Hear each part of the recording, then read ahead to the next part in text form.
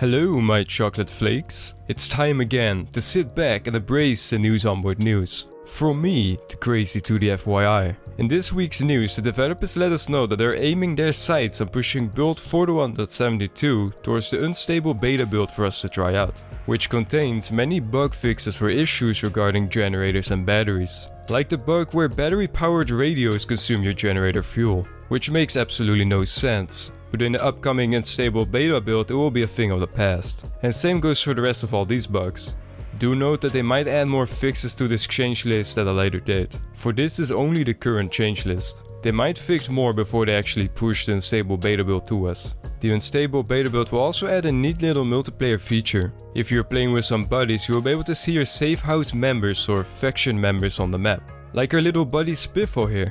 With this feature you'll be able to track him down and give him a good old-fashioned French kiss on the lips for good luck. For the colorblind players there will be a nice quality of life option too in the unstable beta build. Now I don't know much about color blindness, so I'm merely citing what they said. But what it comes down to is that you will be able to change the status colors. Like instead of having green to be the icon for a good status, you can now make it blue or another color. So you can customize it to whatever you want, which is pretty neato.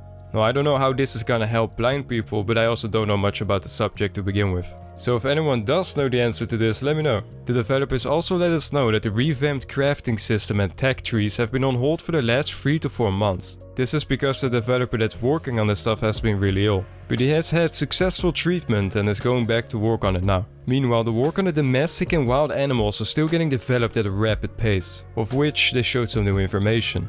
The devs showed us a map where we can see in which fashion wild animals roam around, which they call animal zone paths. From how I understand it, they follow this path and then they can branch off into other paths from those points that are on the map. With points I mean those little dots that you see. Now this should make it so they don't just randomly walk around in brainless circles. But we will have to wait for more information on that to be sure. Furthermore, for all the map creators out there, the developers love seeing the community made maps and are releasing around 1500 buildings and assets. So you can make even more unique maps. I wanted to show some of these assets, but I can't open the file. Which is probably because I'm not logged in. But speaking of maps, the game's map work is still continuing at a good pace. This week's work having been spent on Louisville, or Louisville? Anyway, here's some pics of the work they've put in. The goal here is to make the urban plan more complex and diverse, with there being wealthy and less wealthy districts. And that's all from this week's news. Thank you all for watching, boys and girls, and I will see you all again in the next video, aka very soon.